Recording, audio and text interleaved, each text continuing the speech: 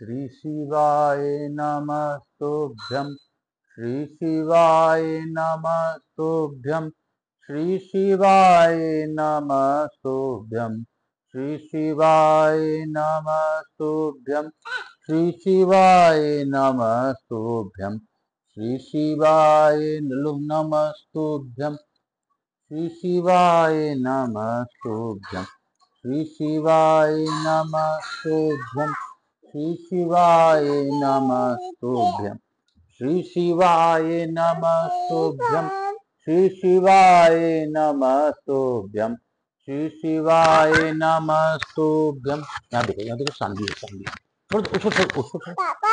हाँ पापा, हाँ बाबा, हाँ हाँ सुशील, चलो इधर देखो, इधर तो श्री शिवाय नमस्तुभ्यं। हर हर महादेव। काल हर दुख हर दारी धरा कष्ट हर हर हर महादेव। शंभु शंभु बोलबम का नारा है, बाबा एक सहारा है। आप सबों को वंदन करते हुए प्रथम पूज्य देव गणपति गणेश जी महाराज का आह्वान करता हूँ। उनसे प्रार्थना करता हूँ इस कथा स्थल पर पधार कर आवाहित समस्त देवी देवताओं को आने का मार्ग। हे बाबा, मुझसे किसी प्रकार की त्रुटि हो रही हो तो हमें क्षमा कीजिएगा। बाबा, मैं गणपति गणेश जी महाराज, आप विघ्नहर्ता हैं। आज मातृ का प्रथम दिवस है। आज दुर्गा देवी का कलश स्थापना इत्यादि कार्यक्रम होते हैं और आज के दिन माँ का आह्वान होता है। माँ का प्रथम पूजा आज के दिन से प्रारंभ होता है।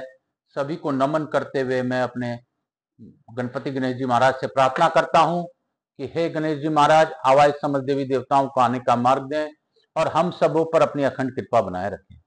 हमसे किसी प्रकार की त्रुटि हो तो हमें क्षमा कर दीजिएगा। आप तो विघ्नहर्ता हैं, विघ्नों का हरण करते हैं, आप सभी प्रकार का कार्यों को संपादन करते हैं। हे गणपति गणेश जी महाराज, आप अपनी अखंड कृपा हम सभी लोगों पर बनाए रखें। मैं यहाँ के स्थान देवता, वास्तु देवता, ग्राम देवता, क्षेत्रपाल देवता और इस सोसाइटी में विराजमान सभी देवी देवताओं का आह्वान करता हूँ। मैं अपने शिव महापरिवार का आह्वान करता हूँ तथा भोलेनाथ मैया पार्वती से आग्रह पूर्वक निवेदन करता हूँ कि आप गौर बिंदोरा का आसन ग्रहण करें, भावपूर्वक इस कथा का श्रवण कर हम लोगों को कृतार्थ करें। हमसे किसी प्रकार की त्रुटि हो रही हो तो बाबा हमें क्षमा कर दीजिएगा। हम तो बस यही जानते हैं कि हम आपके दास हैं और दास ही रहेंगे। बाबा, मैं अपने कल पूर्वजों को विदा कर उनसे आशीर्वाद लिया हूं और सभी का कल्याण सभी के पूर्वजों का बना रहे, ऐसी मेरी भावना है। बाबा, मुझसे कोई भी भूल हो रही हो तो बच्चा समझकर माफ कीजिए। मैं आकाश राजगढ़िया बंसल गोत उत्पन्न उमा शंकर नारायण देवी राजगढ़िया का पुत्र सांवरिया बाबा मेरे गुरु। मैं सांवरिया बाबा का वंदन करते हुए गुरु आज्ञा लेकर आज की कथा प्रारंभ करूंगा। पंडित प्रदीप जी मिश्रा से जितना भी धन्यवाद दूं वो कम होगा। उनकी कृपा से, मैं उनके मार्गदर्शन से मैं 18 पुराण बाबा के सम्मुख सुनाने के लिए परम गया हूँ।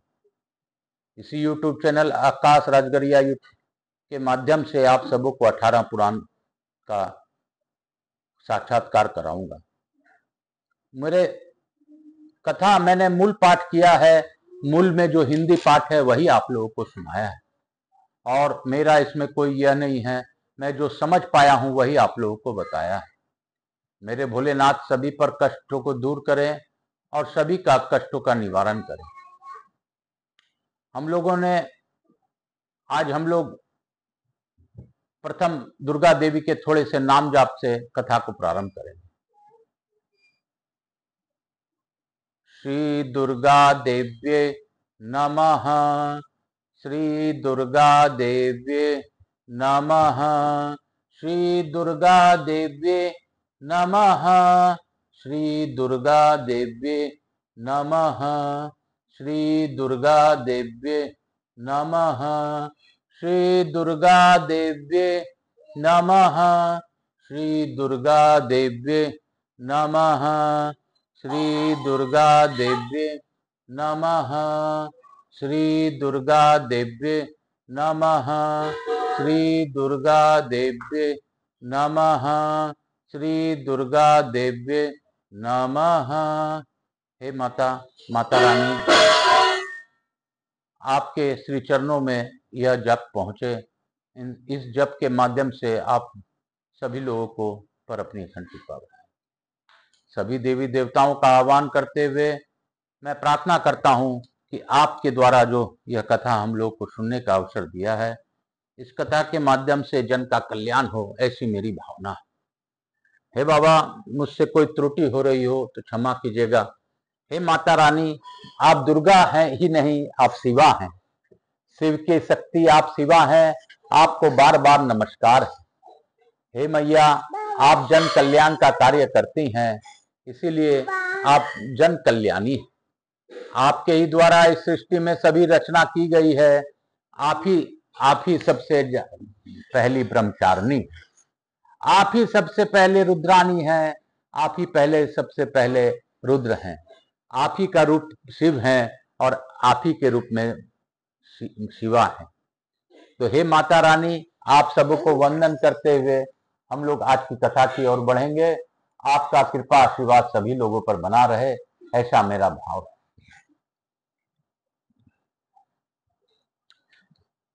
कल हम लोगों ने पढ़ा था कि किस प्रकार, कल हम लोगों ने जो पढ़ा था उसे थोड़ा सा करता हूं। जो प्रतिदिन इस स्तोत्र का पाठ करता है वह 6 महीने में ही इसका फल पाता है।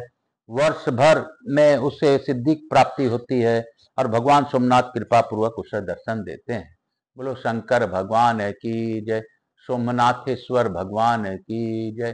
काल हर दुखहर दारिधर कष्टहर हर हर महादेव शंभु शंभु। बोल बम का नारा है, बाबा एक सहारा है। हम लोग आज की कथा की ओर बढ़ेंगे। महादेव जी कहते हैं, महादेवी कप्रदी का पूजन करके पश्चात उन्हें केदार लिंग का के समीप जाएं। कप्रदी के अग्निकोण में भीमेश्वर के समीप केदारेश्वर नामक स्वयंभू लिंग स्थित है। वह कल्प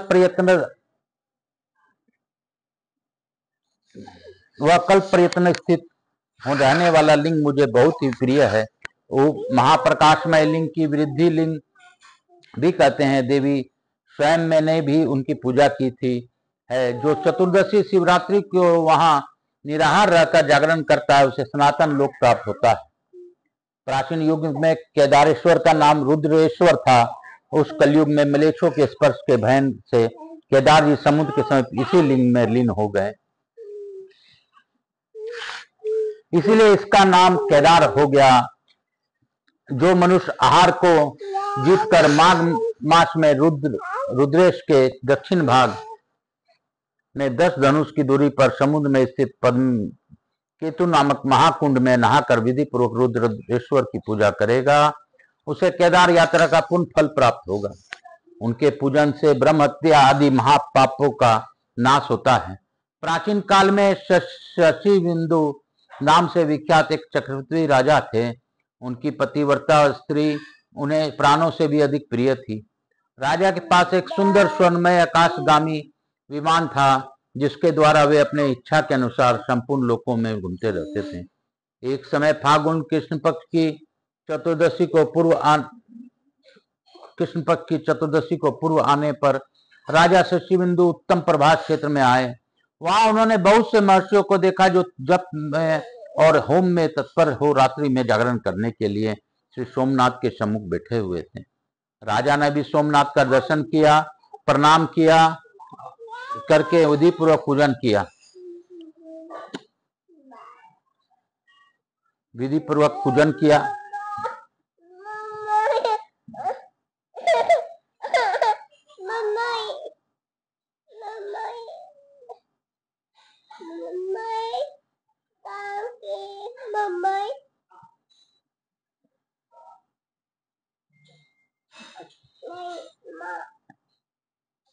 चल हम देखना अपना मोबाइल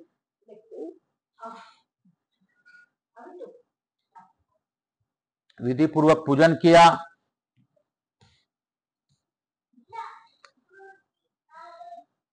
रात्रि में जागरण करने के लिए श्री सोमनाथ के सम्मुख बैठे हुए थे। राजा ने भी सोमनाथ का दर्शन और प्रणाम करके विधि पूर्वक पूजन किया और क्रमशः भक्ति भाव से उन सभी ऋषि मुनियों का स्वागत सत्कार करके वे केदार लिंग के पास चले आए। वहां विचित्र पुष्पाल मालाओं, नैवेद्यों तथा मनोहर वस्त्र आभूषणों में से केदारेश्वर की पूजा की और वहीं एकाग्रचित हो जागरण किया। तब वे सब मुनि कौतूहलवश राजा के समीप गए और इस प्रकार बोले, राजन, तुम सोमेश्वर देव को छोड़कर केदार जी के आगे जो जागरण और पूजन करते हो, उसका क्या कारण है?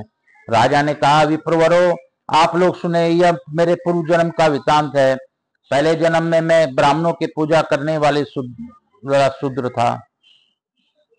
मेरी जन्मभूमि सौराष्ट्र देश में थी।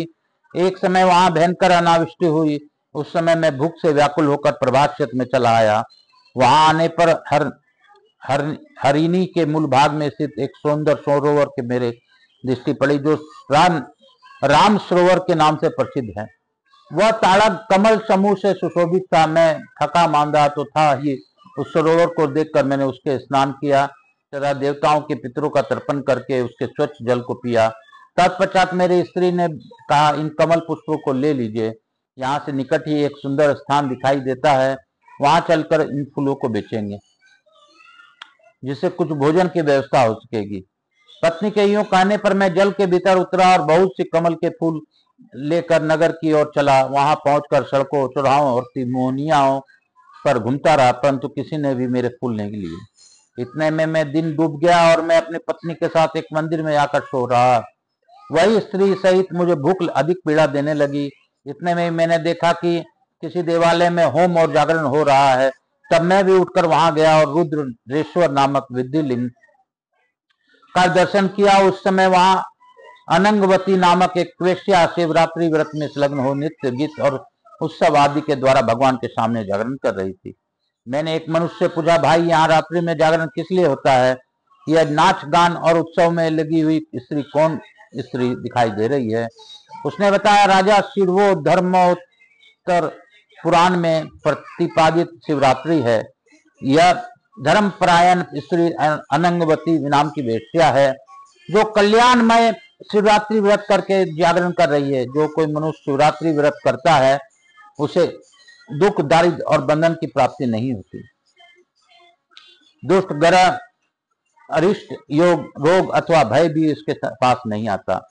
वह उत्तम कुल में उत्पन्न हो, सुख और सौभाग्य से युक्त होता है, तेजस्वी, यशस्वी तथा पूर्णतः कल्याण का भागी होता है।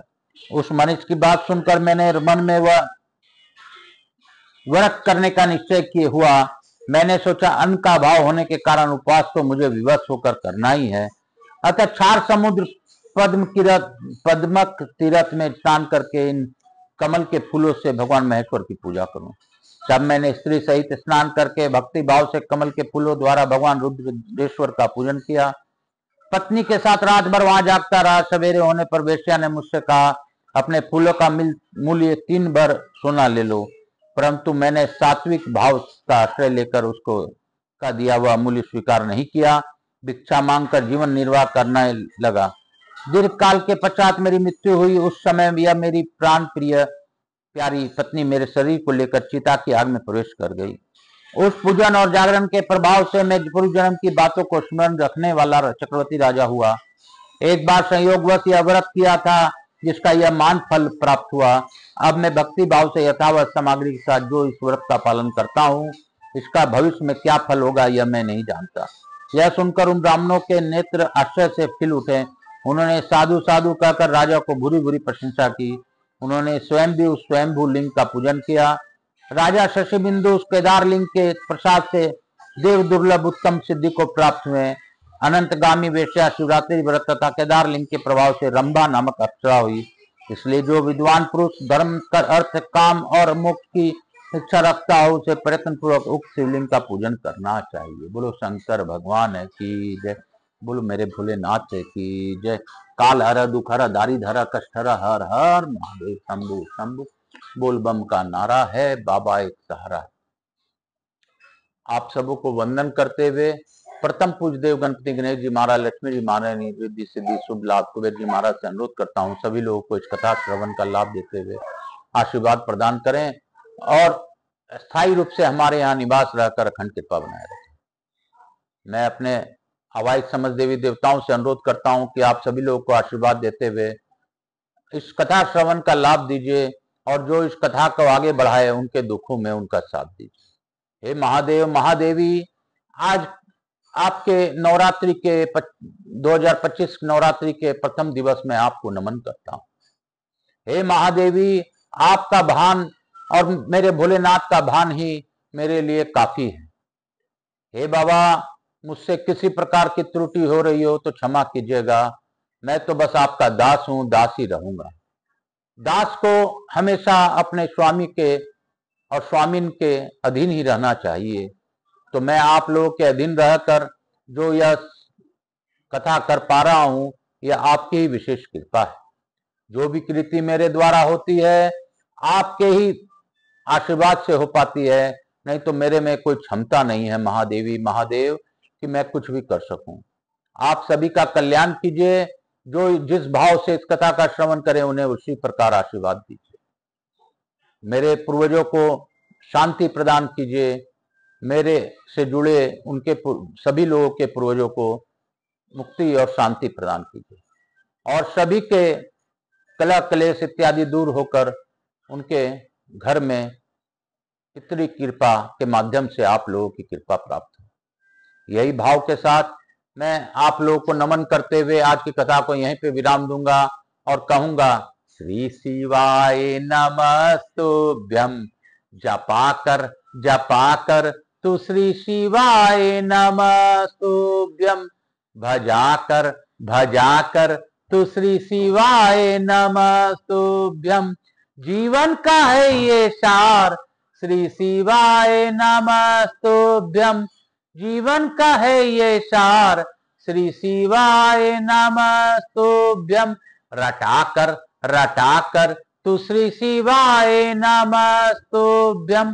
भजा कर तू श्री शिवाय नमस्तुभ्यं। जीवन का है ये सार, श्री शिवाय नमस्तुभ्यं। श्री शिवाय नमस्तुभ्यं। श्री शिवाय नमस्तुभ्यं।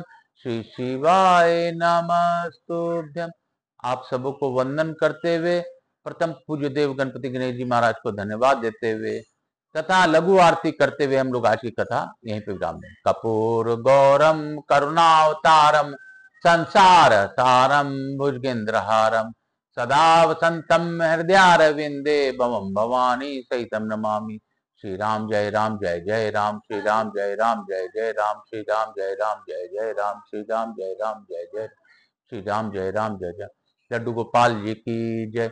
मेरे महाकाल की जय। सोमनाथ भगवान की जय। केदारेश्वर भगवान की जय। राधा कृष्ण की जय। समस्त देवी देवताओं की जय। काल हरा दुखहरा दारिधरा कष्टहरा हर हर महादेव। शंभु शंभु। बोलबम का नारा है, बाबा एक तारा। बोलो बम बोलो बम।